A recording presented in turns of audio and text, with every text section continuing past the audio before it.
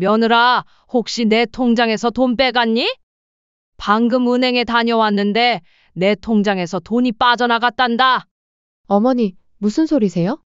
어머니 요즘 보이스피싱 그런 거 당하신 거 아니에요? 뻔뻔하긴 내가 아무리 잘 모른다 해도 그렇게 속여? 보이스피싱 하는 사람들이 너네들 통장으로 돈을 빼가디. 어머니, 저희가 어머니 돈을 쓴 건 맞지만 어머니가 저희 집에 사시잖아요. 그럼 월세를 내셔야죠. 내 집을 팔아서 너희 빚 갚아줬는데 이제 와서 월세?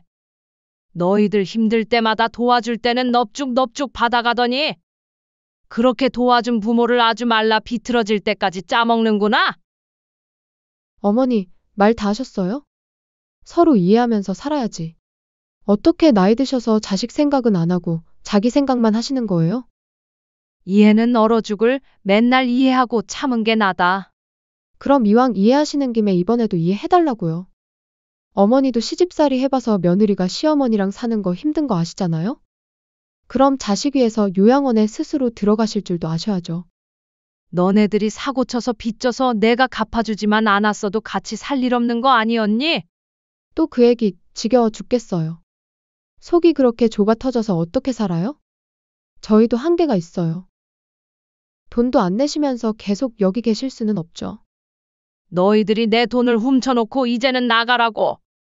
그럴 수는 없지. 거기 딱이 거라. 경찰에 신고할 거다. 어머니 미쳤어요? 가족을 경찰에 신고해요?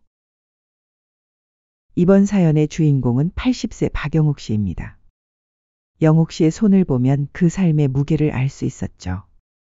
굵은 마디마디에는 세월의 흔적이 깊게 패여 있었고, 거친 손바닥에는 수십 년간 일해온 흔적이 고스란히 남아 있었습니다. 그 손으로 영옥 씨는 평생 가족만을 위해 살아왔습니다. 영옥 씨는 고등학교도 제대로 나오지 못한 채 일찍 결혼을 했습니다. 남편과 함께 아이들을 키우며 평범한 가정을 꾸려나가고 있었죠. 두 아들이 있었는데 큰아들 민수와 작은아들 민호였습니다. 여보, 우리 애들만큼은 제대로 키워보자. 내가 못 배운 한이 있어도 얘들은 달라야 해. 영옥 씨는 늘 남편에게 이렇게 말하곤 했습니다. 자신은 배움의 기회를 놓쳤지만 아이들만큼은 다르게 키우고 싶었던 거죠. 그런데 영옥 씨가 40대 중반이 되던 해, 남편이 갑작스럽게 간암 진단을 받았습니다. 평소 건강하다고 생각했던 남편이었는데 병원에서 나온 결과는 이미 3기였죠. 영호가 미안하다. 애들 키우는 일 혼자 떠맡게 해서. 남편은 병원 침대에 누워 영옥 씨의 손을 잡으며 말했습니다. 영옥 씨는 눈물을 참으며 고개를 저었죠. 무슨 소리예요? 우리 같이 이겨내요. 아이들도 있는데 포기하면 안 되잖아요. 하지만 현실은 가혹했습니다. 남편은 6개월을 버티지 못하고 세상을 떠났죠. 그때 큰아들 민수는 고등학교 2학년, 작은아들 민호는 중학교 3학년이었습니다. 갑작스럽게 홀어머니가 된 영옥 씨는 당장 생계를 걱정해야 했습니다. 남편이 남긴 건 작은 전셋집과 약간의 보험금이 전부였죠. 영옥 씨는 이때부터 본격적으로 일을 시작했습니다. 동네 봉제 공장에서 미싱을 돌리는 일이었죠. 새벽 6시부터 밤 10시까지 하루 16시간씩 일했습니다. 손가락 끝이 바늘에 찔리고 허리가 끊어질 것 같아도 참았습니다. 아들들이 밥을 굶지 않게 그리고 공부도 하게 하려면 견뎌야 했으니까요. 실제로 영옥 씨의 희생 덕분에 아들들은 잘 자라고 있었습니다. 큰아들 민수는 성적도 좋았고 작은아들 민호도 밝고 건강하게 자라고 있었죠. 그런데 영옥 씨가 50대 초반이 되던 해 믿을 수 없는 일이 벌어졌습니다. 큰아들이 쓰러졌다는 소식을 들은 영옥 씨는 병원으로 달려가 의사에게서 들은 말은 청천벽력 같았습니다. 급성 백혈병입니다. 빨리 치료를 시작해야 해요. 선생님, 그게 완치가 되나요? 초기에 발견되어서 치료 가능성은 있습니다. 하지만 치료비가 많이 들 거예요. 영옥 씨는 그 자리에서 주저앉을 뻔했습니다. 봉제 공장에서 번 돈으로는 턱없이 부족한 금액이었죠. 얼마나 들까요? 골수이식까지 하게 되면 최소 5천만 원은 생각하셔야 해요.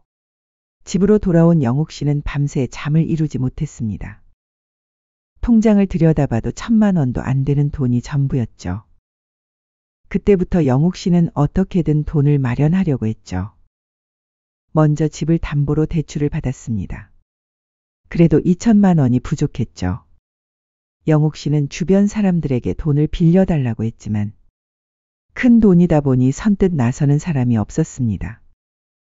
그때 영옥 씨는 극단적인 결심을 하게 됩니다. 병원 복도에서 다른 환자 가족과 이야기하던 중 충격적인 말을 들었던 거죠. 요즘 신장 하나 팔면 3천만 원 정도 받는다던데. 정말요? 그런 것도 돼요? 불법이긴 하지만 생명이 걸린 일이면 어쩔 수 없죠. 영옥 씨는 그날 밤 혼자 결심했습니다. 아들을 살리기 위해서라면 자신의 신장 하나 정도는 팔 수 있다고 말이죠. 며칠 뒤 영옥 씨는 은밀하게 그런 일을 주선하는 사람을 만났습니다. 나이가 좀 있으시네요. 제발이에요. 아들이 죽어가고 있어요. 일단 검사부터 받아보세요. 하지만 검사 결과는 절망적이었습니다. 영옥 씨 신장 기능이 오랜 과로로 인해 많이 떨어져 있었던 거죠. 죄송합니다. 이 상태는 어려울 것 같네요. 제발이에요. 다시 한 번만 봐주세요. 영옥 씨는 무릎까지 꿇으며 애원했지만 소용없었습니다. 그렇게 시간은 흘러갔고 큰아들 민수의 상태는 점점 악화되어 갔습니다. 영옥 씨가 마련할 수 있는 돈으로는 제대로 된 치료를 받기 어려웠죠. 그렇게 영옥 씨의 간절함과는 달리 큰아들 민수는 고등학교 졸업을 2달 앞두고 세상을 떠났습니다. 장례식장에서 영옥 씨는 하루 종일 울었습니다. 자신이 더 일찍 더 많이 벌었다면 아들을 살릴 수 있었을 텐데 하는 자책감이 밀려왔죠. 작은아들 민호도 큰 충격을 받았습니다. 형과 함께 자란 시간이 많았기 때문이죠. 영옥 씨는 작은아들을 끌어안으며 새로운 다짐을 했습니다. 큰아들은 지키지 못했지만 작은아들만큼은 어떤 일이 있어도 잘 키우겠다고 말이죠. 그 후 영옥 씨의 삶은 오직 작은아들 민호를 위한 것이었습니다. 봉제 공장 일뿐만 아니라 새벽에는 식당 뒷주방에서 설거지를 하고 밤에는 아파트 청소 일도 했습니다. 영옥 씨는 하루에 3시간, 4시간밖에 잠을 자지 못했지만 아들이 학원비 걱정 없이 공부할 수 있게 해주었습니다. 그 결과 작은아들 민호는 영옥 씨의 바람대로 좋은 대학에 진학했고 대학 졸업 후에는 대기업에 취직까지 했습니다. 엄마, 이제 제가 엄마를 편하게 해드릴게요. 아들이 첫 월급을 받아와서 영옥 씨에게 건넸을 때 영옥 씨는 그동안의 고생이 다 보상받는 기분이었죠. 얼마 후 아들은 좋은 사람을 만나 결혼도 했습니다. 며느리는 교사였고 착하고 예쁜 여자였죠. 어머니, 앞으로 잘 부탁드려요. 며느리가 정중하게 인사하는 모습을 보며 영옥 씨는 마음이 든든했습니다. 그리고 얼마 후 손주까지 생겼습니다. 첫째는 딸이었고 둘째는 아들이었죠. 손주들이 영옥 씨를 보고 달려오는 모습을 보면 그동안의 모든 고생이 다 잊혀졌습니다. 영옥 씨는 아들 부부가 맞벌이를 하는 동안 종종 손주들을 돌봐주기도 하였죠. 큰아들을 잃은 아픔은 여전했지만 작은아들이 잘 자리 잡고 손주들까지 건강하게 자라는 모습을 보니 다행이라는 생각이 들었습니다. 그런데 영옥 씨는 아직 몰랐습니다. 앞으로 자신에게 어떤 시련이 기다리고 있는지를 말이죠. 그렇게 시간이 흘러 영옥 씨가 75세가 되던 해봄. 평온했던 일상에 예상치 못한 폭풍이 몰아쳤습니다. 점점 시간이 지날수록 아들 민호는 연락이 뜸했습니다. 며느리는 더욱 연락이 없었고요. 바쁘겠지 뭐. 영옥 씨는 스스로를 위로하며 혼자 저녁을 먹고 있었을 때였습니다. 그런데 갑자기 현관문을 두드리는 소리가 들렸죠. 누구지? 문을 열어보니 아들과 며느리가 서 있었습니다. 그런데 평소와는 분위기가 달랐죠. 두 사람 모두 표정이 심상치 않았습니다. 어? 민호야, 갑자기 웬일이야? 표정이 왜 이렇게 어둡니? 무슨 일 있어? 엄마, 저희 좀 들어가도 될까요? 아들의 목소리가 평소와 달리 힘이 없었습니다. 거실에 앉은 아들 부부는 한동안 말을 하지 못했습니다. 며느리는 계속 휴대폰만 만지작거렸고 아들은 고개를 숙인 채 있었죠. 무슨 일인데 그래? 엄마, 그게 저희가 아들이 마침내 입을 열었습니다. 좀 어려운 상황이에요. 어려운 상황? 사업을 했는데 잘못됐어요. 아들은 대충 설명했습니다. 회사를 그만두고 치킨 프랜차이즈를 시작했는데 망했다는 거였죠. 그래서 빚이 생겼고 매달 나가는 이자가 너무 많아요. 얼마나 많이 나가는데? 저희 벌이로는 이자도 감당이 안 되는 수준이에요. 아들은 구체적인 금액은 말하지 않았습니다. 하지만 표정을 보니 상당한 액수인 것 같았죠. 그래서 영옥 씨가 불안한 마음으로 물었습니다. 아들이 며느리를 힐끗 쳐다보더니 다시 입을 열었습니다. 어머니, 저희 좀 도와주실 수 있을까요? 도와준다는 게 무슨 말을 하는 거니? 어머니 집을 팔아서 저희 빚을 정리할 수 있게 도와주세요. 그럼 나는 어디서 살라고? 저희 집에 오셔서 함께 사시면 안 될까요? 저희 이러다 진짜 길거리에 나앉게 생겼어요. 며느리가 마지못해 하는 듯한 투로 말했습니다. 어차피 어머니 혼자 사시기엔 이 집이 너무 크잖아요. 그리고 요즘 혼자 사시는 것도 위험하고. 어머니, 저희가 이런 부탁드리는 것도 우리끼리 해결할 방법이 없어서 그래요. 다른 방법은 정말 없는 거야? 없어요. 이것 말고는. 아들이 고개를 저었습니다. 어머니, 어떻게 하실 거예요? 며느리가 재촉하듯 물었습니다. 생각할 시간을 좀 줘야 되지 않겠니? 대체 무슨 바람이 들어서 잘 다니던 회사를 때려친 거야? 저희 어머니한테 잔소리 들으러 온 거 아니잖아요. 시간이 별로 없어요. 빨리 결정해 주세요. 며느리의 말에 영옥 씨는 더욱 당황했습니다. 그날 밤 영옥 씨는 잠을 이룰 수 없었습니다. 아들의 부탁이 계속 머릿속을 맴돌았죠. 이 집을 팔아야 하나? 영옥 씨는 천장을 바라보며 중얼거렸습니다. 하지만 아들이 그렇게 어려운 상황이라고 하니 외면할 수도 없었거든요. 이틀을 고민한 끝에 영옥 씨는 아들에게 전화를 걸었습니다. 민호야, 내가 집 팔아서 빚 갚아줄게. 정말요? 어머니 감사합니다. 아들의 목소리에 안도감이 묻어났습니다.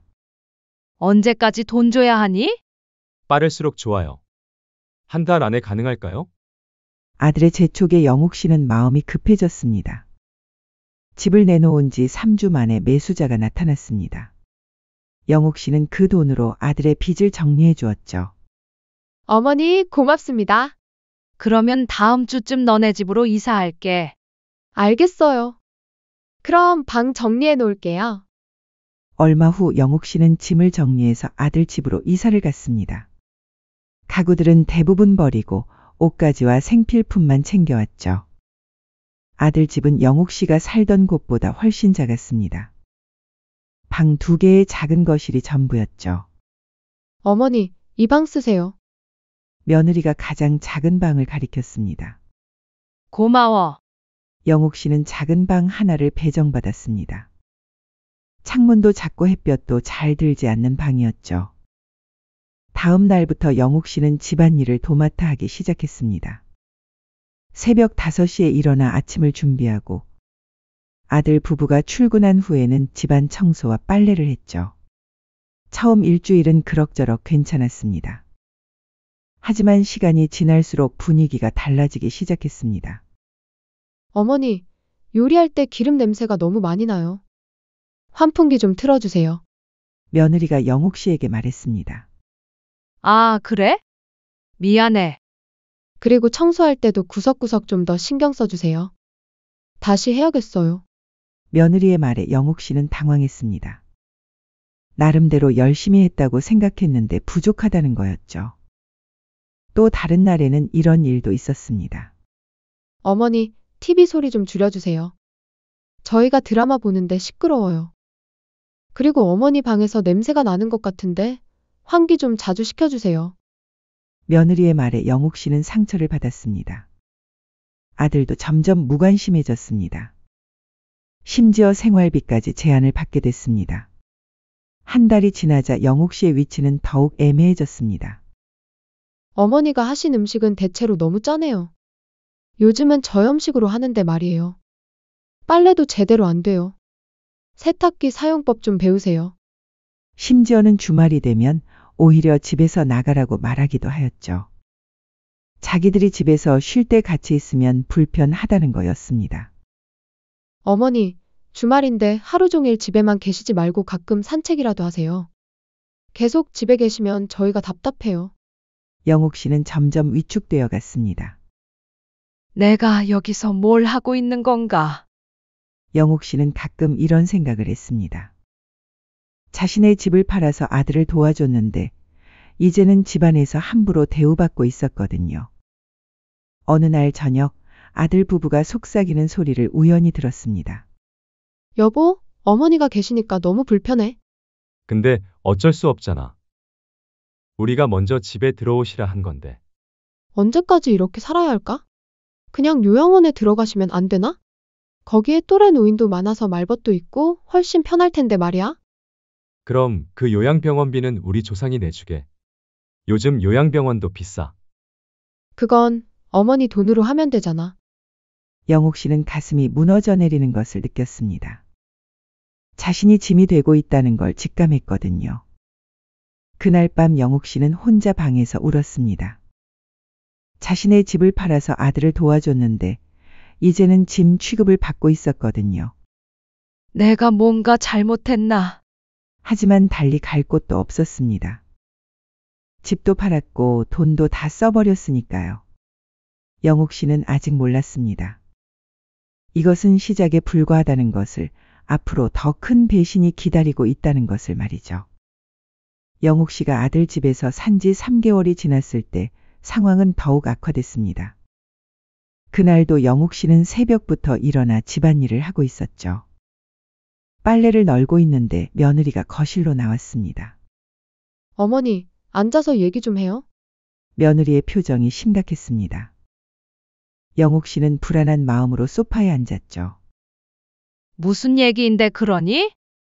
며느리가 한숨을 쉬며 말했습니다. 어머니 혹시 언제까지 저희 집에서 지내실 거예요? 그게 무슨 말이니? 저번에 너희들이 같이 살자고 해놓고. 근데 이렇게 눌러 앉으시려고 생각하실 줄은 몰랐어요. 아시잖아요. 요즘 며느리랑 시어머니랑 같이 사는 집이 얼마나 있어요? 내가 그냥 여기 눌러 앉은 거니? 너희가 짐빚 갚아주느라고 집 팔아서 온 건데. 그거야 알죠. 감사하게 생각하고 있는데 그래도 계획은 세워주셔야 할 거 아니에요? 이렇게 계속 살기 힘들어요. 그럼 나보고 길바닥에 나 앉으라는 거니? 요양원 같은 데 들어가시는 게 어떨까요? 어머니 나이도 이제 75이고 요양원 가셔도 이상한 나이는 아니잖아요? 요양원? 요즘 요양원들이 시설도 좋고 또래분들도 많이 계시잖아요. 어머니께서 더 행복하실 것 같은데요. 민호는 뭐라고 하는데? 남편도 같은 생각이에요. 그 순간 현관문이 열리며 아들이 들어왔습니다. 무슨 얘기하고 계세요?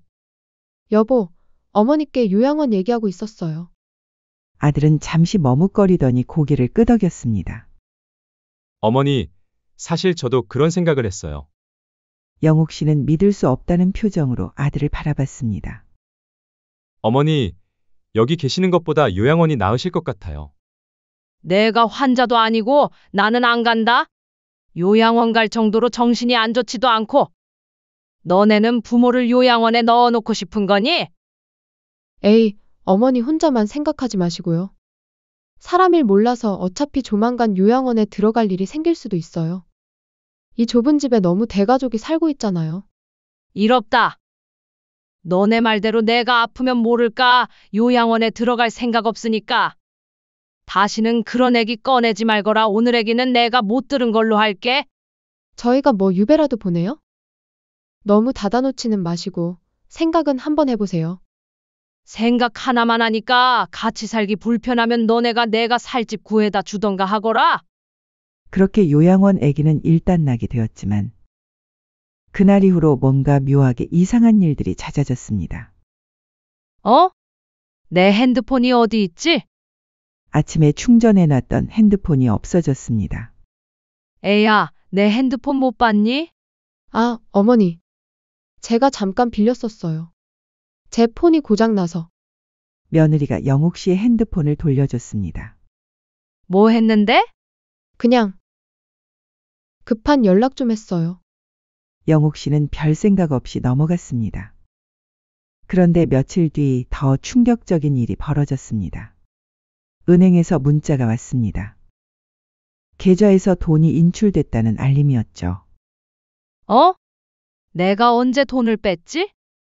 영옥 씨는 당황해서 은행 거래 기록을 확인해 봤습니다. 그런데 자신이 모르는 사이에 여러 번 돈이 빠져나가고 있었습니다. 이상하네. 다음 날 영옥 씨는 은행에 직접 가서 확인해 봤습니다. 어머니, 최근에 온라인으로 여러 차례 인출하셨네요. 제가요? 저는 그런 거 모르는데. 여기 보시면 핸드폰으로 인출하신 기록이 있어요. 그 순간 영옥 씨는 깨달았습니다. 그때 며느리가 자신의 핸드폰을 빌려 썼을 때 뭔가를 했다는 것을 말이죠. 집으로 돌아온 영옥 씨는 분노했습니다. 며느라, 혹시 내 통장에서 돈 빼갔니? 방금 은행에 다녀왔는데 내 통장에서 돈이 빠져나갔단다. 며느리는 표정이 순간 굳어졌습니다. 어머니, 무슨 소리세요? 은행에서 확인했어. 내 핸드폰으로 돈 빼간 거 다 나온다. 어머니 요즘 보이스피싱 그런 거 당하신 거 아니에요? 뻔뻔하긴 내가 늙어서 아무리 잘 모른다 해도 그렇게 속여? 보이스피싱하는 사람들이 너네들 통장으로 돈을 빼가디. 어머니, 너무 흥분하지 마세요. 흥분하지 말라고? 도둑질해놓고 흥분하지 말라고? 어머니, 도둑질이라니요. 그렇게 말씀하시면 안 되죠. 며느리가 태연하게 말했습니다. 그럼 뭐야? 내 동의도 없이 내 돈을 가져간 게? 어머니, 저희가 어머니 돈을 쓴 건 맞지만 어머니가 저희 집에 사시잖아요. 그럼 월세를 내셔야죠. 뭐? 월세라고? 네. 어머니가 여기서 사시는 동안 드는 비용이에요. 전기료, 수도료, 가스비. 며느리가 계산기를 들이밀었습니다. 그리고 어머니 드시는 식비까지 하면 영옥 씨는 기가 막혔습니다. 내가 집을 팔아서 너희 빚 갚아줬는데 이제 와서 월세? 그건 그거고 이건 이거죠. 어머니가 저희 집에 얹혀 사시는 건데 당연히 비용을 내셔야죠. 얹혀 산다고? 또 그 말이구나? 그때는 그때고 지금은 지금이에요. 며느리가 냉정하게 말했습니다. 어머니, 솔직히 말하면 저희가 얼마나 손해인지 아세요? 손해? 어머니 때문에 저희가 얼마나 불편한지. 그런 거 생각해 보세요. 영옥 씨는 온몸이 떨렸습니다. 너희들이 어떻게 이럴 수가 있어? 아무튼 말 나와서 하는 말인데 앞으로도 여기 계실 거면 매달 돈을 내셨으면 좋겠어요. 요즘 저희 힘든 거 뻔히 아시잖아요. 너무 노엽게 생각 마시고 그냥 자식 도와준다 셈 치세요. 너희들 힘들 때마다 도와줄 때는 넙죽넙죽 받아가더니 그렇게 도와준 부모를 아주 말라 비틀어질 때까지 짜먹는구나. 무슨 말을 그렇게 하세요? 누가 들으면 어머니 착취하는 줄 알겠어요. 말 한 번 잘했다. 내 통장에서 몰래 돈 빼가고 그러는 게 노인네 착취하는 게 아니면 대체 뭐니? 어머니, 말 다 하셨어요? 서로 이해하면서 살아야지. 어떻게 나이 드셔서 자식 생각은 안 하고 자기 생각만 하시는 거예요? 이해는 무슨 맨날 이해하고 참은 게 나다. 그럼 이왕 이해하시는 김에 이번에도 이해해달라고요. 어머니도 시집살이 해봐서 며느리가 시어머니랑 사는 거 힘든 거 아시잖아요? 그럼 자식 위해서 요양원에 스스로 들어가실 줄도 아셔야죠. 너네들이 사고 쳐서 빚져서 내가 갚아주지만 않았어도 같이 살 일 없는 거 아니었니? 또 그 얘기 지겨워 죽겠어요. 속이 그렇게 좁아 터져서 어떻게 살아요? 뭐라고? 어머니, 저희도 한계가 있어요. 돈도 안 내시면서 계속 여기 계실 수는 없죠. 너희들이 내 돈을 훔쳐놓고 이제 나가라고. 훔쳤다는 표현 쓰지 마세요. 월세 받은 거예요. 아무튼 월세 안 내실 거면 짐 싸서 나가세요. 월세 내고 계시든지 아니면 나가시든지. 영옥 씨는 더 이상 참을 수 없었습니다. 알겠다. 나갈게. 언제까지 나가실 거예요? 며느리가 재촉했습니다. 내일까지 나갈게. 그러니까 더 이상 내 얼굴 보지 마. 영옥 씨는 방으로 들어가서 짐을 쌌습니다. 그리고 다음 날 영옥 씨는 일어나자마자 경찰서로 향했습니다. 더 이상 당하고만 살 수는 없었거든요. 경찰서에 도착한 영옥 씨는 처음에는 떨렸습니다. 아무리 그래도 자신이 낳고 키운 아들을 신고한다는 게 쉽지 않았거든요. 민원실에서 영옥 씨는 담당 경찰관에게 상황을 설명했습니다. 아드님이 어머니 핸드폰을 이용해서 무단으로 돈을 인출했다는 거죠? 네, 맞아요. 제 동의 없이 제 계좌에서 돈을 빼갔어요. 증거가 있나요? 영옥 씨는 은행에서 받은 거래 내역서를 내밀었습니다. 여기 다 나와 있어요. 제가 모르는 사이에 여러 번 돈이 며느리 통장으로 빠져나갔고, 은행에서도 제 핸드폰으로 인출했다고 확인해 줬어요. 경찰관이 서류를 자세히 살펴봤습니다. 가족 간의 일이어도 본인 동의 없이 돈을 가져간 건 명백한 절도죄에 해당합니다. 그럼 처벌받을 수 있어요? 물론입니다. 신고 접수하고 수사 들어가겠습니다. 영옥 씨는 그 자리에서 정식으로 절도 신고를 했습니다. 경찰서에서 나온 영옥 씨는 근처 모텔의 방을 잡았습니다. 당장 갈 곳이 없었거든요. 여기서 며칠 지내면서 생각해보자. 작은 모텔 방에 앉아 있으니 서글펐지만 그래도 아들 집에서 눈치 보며 사는 것보다는 나았습니다. 다음 날 영옥 씨는 혼자서 법무법인을 찾았습니다. 상황을 말씀해 보세요. 변호사가 영옥 씨의 이야기를 들더니 고개를 끄덕였습니다. 충분히 승소 가능성이 있습니다. 정말요? 네. 재산 증여 무효 소송을 걸 수 있어요. 변호사가 자세히 설명해 줬습니다.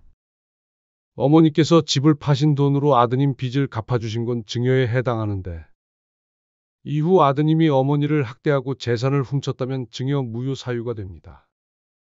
그럼 그 돈을 다시 받을 수 있다는 거예요? 네, 한 푼도 빠짐없이 돌려받을 수 있습니다. 영옥 씨는 가슴이 뛰었습니다. 배은망덕한 수중자에 대한 증여 무효라고 해서 법적으로 완전히 인정되는 사유예요. 그럼 바로 소송을 걸어주세요. 네, 준비하겠습니다.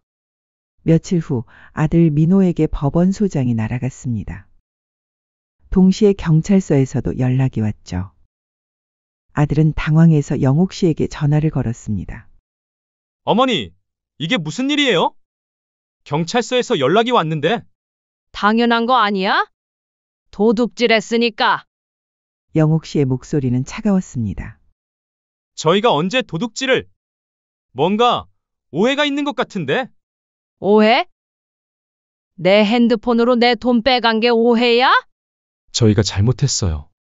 사과할게요. 신고 취하해 주세요. 늦었다 서에서 보자. 영옥 씨는 전화를 끊어버렸습니다. 그 다음엔 며느리가 전화를 걸어왔습니다. 어머니, 저예요. 저희가 너무 잘못했어요. 지금 와서 뭐?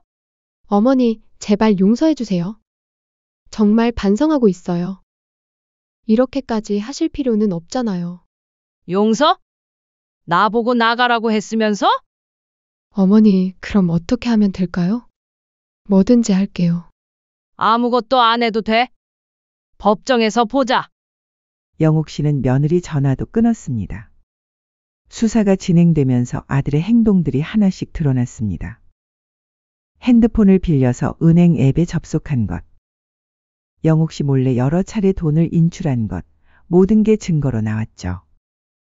피의자가 피해자의 핸드폰을 이용해 무단으로 계좌에 접속하여 돈을 인출한 사실이 확인됩니다. 검찰에서도 기소 의견으로 송치했습니다. 한편 민사소송도 빠르게 진행됐습니다. 아들 부부는 계속 영옥 씨에게 연락했습니다. 어머니, 저희가 무릎 꿇고 사과할게요. 제발 용서해 주세요. 하지만 영옥 씨의 마음은 이미 돌아서 있었습니다. 어머니, 저희가 찾아가서 빌게요. 오지 마. 얼굴 꼴 보기도 싫다. 영옥 씨는 더 이상 들어줄 마음이 없었습니다. 그렇게 시간이 흘러 첫 번째 재판이 열렸습니다. 형사재판부터였죠. 피고인 측에서 하실 말씀이 있습니까? 판사가 물었습니다. 죄송합니다. 제가 정말 잘못했습니다. 아들이 고개를 숙였습니다. 어머니께 너무 큰 상처를 드렸습니다. 하지만 판사님, 저는 정말 어머니를 사랑합니다. 아들이 울먹이며 말했습니다. 그때는 정말 힘들어서 어머니께 월세를 받는다고 한 것도. 하지만 판사는 차갑게 반응했습니다. 사랑한다면서 어떻게 어머니 돈을 훔치고 나가라고 할 수 있습니까? 그건 피고인의 행위는 계획적이고 반복적인 절도입니다. 판사의 말에 아들은 더 이상 변명할 수 없었습니다. 이어서 민사재판도 열렸습니다. 피고가 원고의 재산을 훔치고 원고를 집에서 내쫓은 행위는 명백한 배은망덕 행위입니다. 영옥 씨의 변호사가 법정에서 주장했습니다. 따라서 증여 무효를 구합니다. 아들 측 변호사가 반박했습니다. 피고는 고령의 모친을 모시고 살면서 생활비와 주거비용을 지불받은 것뿐입니다. 하지만 판사는 차갑게 반응했습니다. 그렇다면 계약서나 합의서라도 있습니까? 그건 구두 합의였다면 피해자의 동의는 있었습니까? 아들 측 변호사는 대답할 수 없었습니다. 법정에서 영옥 씨는 당당하게 증언했습니다. 저는 아들들을 위해 평생을 살았습니다. 영옥 씨의 목소리는 떨렸지만 단호했습니다. 큰아들이 백혈병으로 죽을 때도 신장까지 팔려고 했을 만큼 자식만 바라보고 살았어요. 방청석에서 고개를 숙이고 있던 아들이 고개를 들었습니다. 그런데 그 아들이 저를 배신했습니다. 제 집을 팔아서 빚을 갚아줬더니 이제는 짐이라며 요양원에 보내려 하고 제 돈까지 훔쳐서 월세라고 우기더군요. 내가 널 키우려고 어떤 삶을 살았는지 넌 모를 거다. 영옥 씨가 아들을 똑바로 바라보며 말했습니다. 하지만 이건 용서할 수 없다. 이제 저는 결심했습니다. 더 이상 누구의 어머니가 아니라 박영옥 그 자체로 살겠다고요. 마침내 판결이 나왔습니다. 형사재판부터였습니다. 피고인을 절도죄로 징역 2년에 처한다. 아들이 법정에서 고개를 떨어뜨렸습니다. 피고인의 행위는 단순한 가족 간 갈등이 아니라 계획적이고 반복적인 범죄 행위로 판단됩니다. 이어서 민사재판 결과도 나왔습니다. 원고의 청구를 인용한다. 판사가 선고했습니다. 피고는 원고에게 증여받은 금액 전액을 이자와 함께 반환하라. 영옥 씨는 집을 팔아서 아들에게 준 돈을 한 푼도 빠짐없이 이자까지 포함해서 돌려받게 됐습니다. 또한 피고는 원고에게 정신적 피해에 대한 위자료를 지급하라. 법정에서 나오는 영옥 씨를 아들이 붙잡으려 했습니다. 어머니. 하지만 영옥 씨는 돌아보지 않았습니다. 엄마, 저 정말 잘못했어요.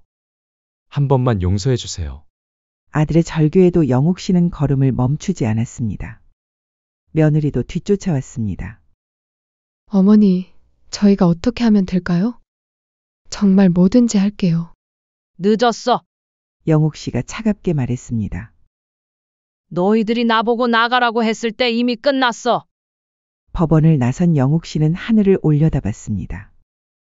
파란 하늘이 유난히 맑아 보였죠. 몇 달 후 영옥 씨는 받아낸 돈으로 새로운 집을 마련했습니다. 작지만 깔끔한 아파트였죠. 이제 정말 내 집이야. 영옥 씨는 만족스럽게 집을 둘러봤습니다. 며느리는 감옥에 갔고 이혼까지 했다고 들었습니다. 하지만 영옥 씨는 더 이상 신경 쓰지 않았습니다. 내 인생의 주인공은 결국 나였어. 영옥 씨는 창밖을 바라보며 중얼거렸습니다. 이제는 나를 위해 나답게 살아볼 거야. 평생 가족만 바라보고 살았던 영옥 씨가 마침내 자신만의 삶을 찾았습니다. 비록 80세가 되어서야 얻은 자유였지만 그래도 늦지 않았습니다. 영옥 씨는 그렇게 누구의 엄마가 아닌 박영옥 그 자체로 새로운 인생을 시작했습니다. 더 이상 누구를 위해 희생하지 않고 자신의 존엄을 지키며 살아가는 삶을 말이죠.